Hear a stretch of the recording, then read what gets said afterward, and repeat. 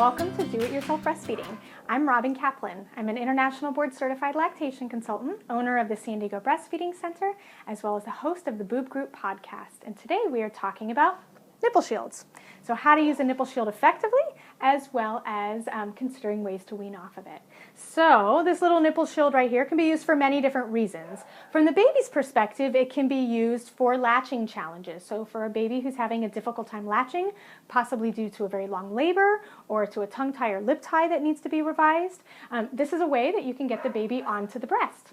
Another reason that a baby might have a challenging time latching would be that if a baby is born early, so our babies that are born 38 weeks, 37 weeks, 36 weeks or below, those babies sometimes have a difficult time coordinating their suck, swallow, and breathing. So this helps keep the breast in their mouth so that way they can suck and hopefully get the milk out. From the mom's perspective, it can be used for a couple different reasons as well. One would be if the mom has some pretty significant nipple damage and wants to latch her baby on, but it hurts too much. And so this provides a barrier over the nipple so that way while the baby is feeding, the baby is able to feed from the breast, but is not re-damaging the area that needs to start healing.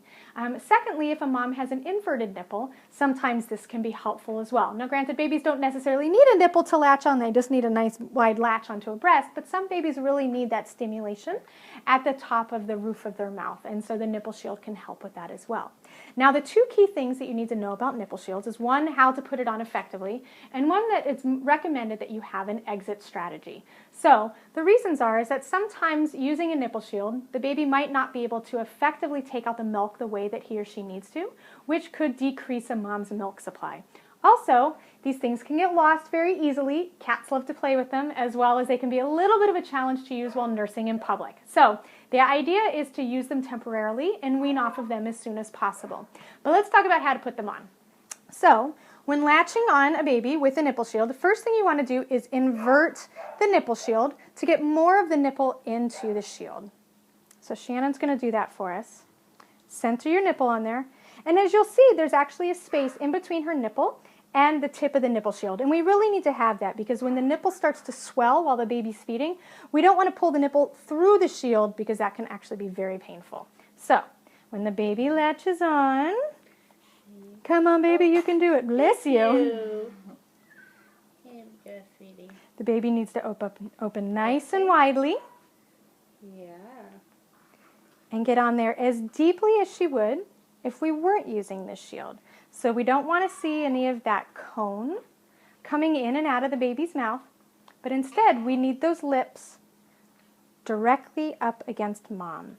So the upper lip flange, the lower lip flange, and you can see Josie's trying to get used to it, and then she'll kind of settle in. You got it. Okay. And lots of times it can be helpful to express a little bit of milk as the baby's trying to get going too.